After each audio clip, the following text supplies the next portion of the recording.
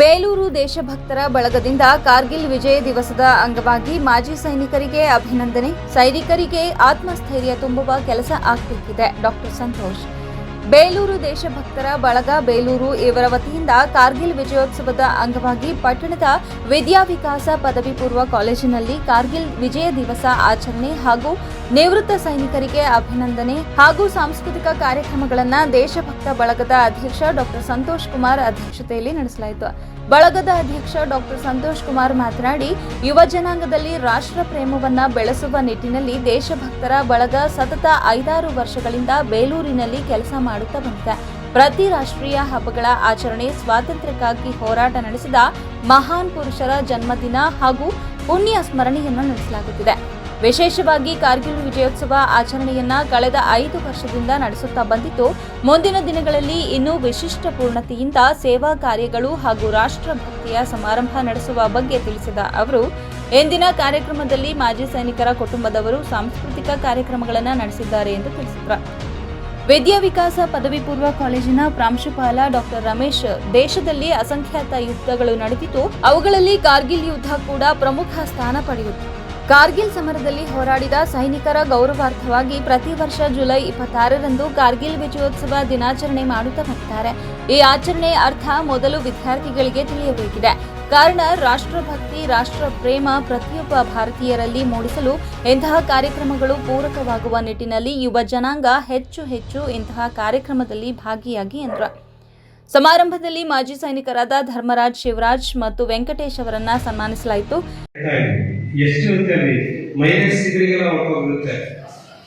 ಕೆಲವು time temperature ಅದು ಯಾವುದೂ ಲಕ್ಷದೆ, ಬಿಸಿಲು, ಮಳೆ, ಟೆಂಪರೇಚರು ಇದು ಯಾವುದನ್ನು ಲಕ್ಷಿಸ್ದೇ ಅಲ್ಲಿನ ಯೋಧರು ನಮ್ಮನ್ನ ಈಗಲೂ 24/7 ಕಾಯ್ತಾ ಇರ್ತಾರೆ. ಸೊ ಹಾಗಾಗಿ ನಾವು ಇವತ್ತು ಬಹಳ ಆರಾಮಾಗಿ, ಬಹಳ ಸೇಫಾಗಿ ಇಲ್ಲಿದ್ದೀವಿ. ಹಾಗಾಗಿ ಆ ಯೋಧರಿಗೆ ಖಂಡಿತವಾಗ್ಲೂ ನಾವು ಹ್ಯಾಂಡ್ಸ್ ಆಫ್ ಹೇಳಲೇಬೇಕು. ಮತ್ತು ಅದಷ್ಟೇ ಅಲ್ಲದೆ ಮಾಜಿ ಯೋಧರಿಗೆ, ಅಲ್ಲಿ ಕೆಲಸ ನಿರ್ವಹಿಸಿ ಬಂದಿರ್ತಕ್ಕಂಥ ಮಾಜಿ ಯೋಧರಿಗೆ ಗೌರವ ಸಮರ್ಪಣೆ ಮಾಡ್ಕೊಳ್ಳೋದು ಹೆಂಗಿದೆ ಅಂತಂದರೆ, ಅದು ದೇಶಕ್ಕೆ ಗೌರವಿಸಿದಂಗೆ, ದೇಶ ರಕ್ಷಣೆಗೆ ಗೌರವಿಸಿದಂಗೆ ಅಂತಕ್ಕಂಥ ಮಾತನ್ನ ಹೇಳಬೇಕು. ಬೇರೆ ಯಾರನ್ನು ಗೌರವಿಸೋಕ್ಕಿಂತಲೂ ಯೋಧರನ್ನ ಗೌರವಿಸಿದ್ರೆ ನಮ್ಮನ್ನು ಕಾದು ಬಂದಿದ್ದಾರೆ ಅಲ್ಲಿ ಅವರು ದೇಶವನ್ನೇ ಗೌರವಿಸಿದಂಗೆ ಮತ್ತು ದೇಶ ರಕ್ಷಣೆಯನ್ನು ಗೌರವಿಸಿದಂಗೆ ಅಂತ ಹೇಳ್ತಾ, ಪ್ರತಿ ಮನೆ ರೈತರನ್ನ ನೆನಪಿಸ್ಕೊಂಡು ನೋಡ್ಬೇಕು. ಅವ್ರು ಯಾವ ಕಷ್ಟದಲ್ಲಿ ನಮ್ಮ ದೇಶವನ್ನ ಸಂರಕ್ಷಿಸ್ತಾರೆ. ಒಂದು ದೊಡ್ಡದಾದ ಒಂದು ಶಕ್ತಿಯುತವಾದ ಒಂದು ಮಿಲಿಟರಿ ನಮ್ಮ ಹತ್ರ ಇರೋದ್ರಿಂದ, ಅಂದ್ರೆ ಪ್ರಪಂಚದಲ್ಲಿ 4ನೇ ಸ್ಥಾನ ಈಗ ನಮ್ದು. ಅತ್ಯಂತ ಬಲಿಷ್ಠವಾದ ಸೇನೆ, ಯಾರಷ್ಟು ಸುಲಭದಲ್ಲಿ ಟಚ್ ಮಾಡೋಕ್ಕಾಗಲ್ಲ. ಮತ್ತೆ ರಷ್ಯಾದಂತ ಉತ್ತಮ ಮಿತ್ರರು ನಮ್ಮ ಜೊತೆ ಇದ್ದಾರೆ. ಯಾವಾಗೇನು ಅಮೆರಿಕ ಆ ಕಡೆ ಹೋಗ್ಬೋದು, ಈ ಕಡೆ ಹೋಗ್ಬೋದು, ಆದ್ರೆ ಒಂದು ಬಲಿಷ್ಠ ಬ್ರಿಟನ್ ಇದೆ ನಮ್ಮ ಜೊತೆ, ರಷ್ಯಾ ಇದೆ. ಅದು ಬಹಳಷ್ಟು ದೊಡ್ಡಂತ ಒಂದು ಮಿಲಿಟರಿ. ಆ ಮಿಲಿಟರಿಯ ಇದುವರೆಗೆ ನೀವು ಹಲವಾರು ಕಾರ್ಯಕ್ರಮಗಳನ್ನ, ಸರ್ಕಾರಿ ಇಲಾಖೆಗಳನ್ನು ನೀವು ನೋಡಿರ್ಬೋದು.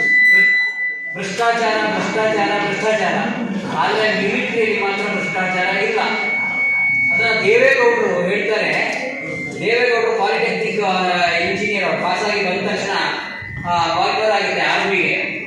ಅಪ್ಲಿಕೇಶನ್ ಹಾಕ್ತಾರೆ. ಅಪ್ಲಿಕೇಶನ್ ಹಾಕಿ ಇಂಟರ್ವ್ಯೂಗೆ ಕ್ವಾಲಿಫೈರ್ ಆಗುತ್ತೆ. ಇಂಟರ್ವ್ಯೂ ಹೋಗ್ಬಿಟ್ಟು ಮೊದಲು ಅವರು ನೋಡಿ, ಅವರು ಹುಟ್ಟಿದ್ರೆ ರಾಜಕಾರಣಿಯಾಗಿ ಬಂದಿದ್ದ ಏನೋ ಗೊತ್ತಿಲ್ಲ, ಒಬ್ಬರಂತ ಫೋನ್ ಮಾಡಿಸ್ತಾರೆ. ಅಲ್ಲಿಗೆ ಫೋನ್ ಮಾಡಿಸಿ ಇವರು ಇಂಟರ್ವ್ಯೂ ಹೋಗ್ತಾರೆ. ಇಂಟರ್ವ್ಯೂ ಹೋಗಿ ಅಲ್ಲಿ ಏನೋ ಫಸ್ಟ್ ಹೆಸರೇ ಇವರನ್ನೇ ಕರೀತಾರೆ. ಯಾರಪ್ಪ? ದೇವೇಗೌಡ ಅಪ್ಪ ಅಂತ. ಬಹಳ ಖುಷಿಯಿಂದ ದೇವೇಗೌಡರು ಒಳಗಡೆ ಹೋದ್ರೆ ಅವರಿಗೆ ಏನು ಕೆಟ್ಟ ಮಿಲಿಟರಿಯಲ್ಲಿ ಮಾತ್ರ ಏನು ನಡೆಯಲ್ಲ, ನೋ ಇನ್ಫ್ಲುಯೆನ್ಸ್ ಅಟ್ ಆಲ್. ಹಾಗೆ ದೇವೇಗೌಡರು ಏನಂತ ಕತೆ, ನಾನು ಕಟ್ಟಕತೆ ಹೇಳ್ತಾ ಇಲ್ಲ. ಆಮೇಲೆ ಅವರು ರಾಜಕಾರಣಿ ಆಗ್ತಾರೆ, ಆಮೇಲೆ ಅದೆಲ್ಲ ಇತಿಹಾಸ ಬಿಡಿ. ಹಾಗಾಗಿ ಯಾವತ್ತು ಸೈನಿಕರು ಭ್ರಷ್ಟರಾಗ್ತಾರೆ ಅವತ್ತು ಮಾತ್ರ ನಮಗೆ ಕೇಳುವ. ಈಗ ನಮ್ಮ ದೇಶದಲ್ಲಿ ಪ್ರತಿಯೊಂದರಲ್ಲಿ ನೀವು ನೋಡ್ತಾ ಇರಬಹುದು, ಲಂಚ. ಒಂದು ಸೈನಿಕರಿಗೆ ಲಂಚ ಕೊಡಕ್ಕೆ ಹೋಗಿ, ಇಲ್ಲ ಸೈನಿಕರ ಸಿಲೆಕ್ಷನ್ ಫೋನ್ ಮಾಡಿ, ಖಂಡಿತ ಆಗಲ್ಲ.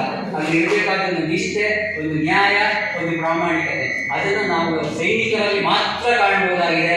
ಹಾಗಾಗಿ ನಾವು ನೆಮ್ಮದಿಯಿಂದ ಇದ್ದೇವೆ. ಕಾರ್ಯಕ್ರಮದಲ್ಲಿ ತಾಲೂಕು ಮಾಜಿ ಸೈನಿಕರ ಸಂಘದ ಅಧ್ಯಕ್ಷ ಧರ್ಮರಾಜು, ದೇಶಭಕ್ತ ಬಳಗದ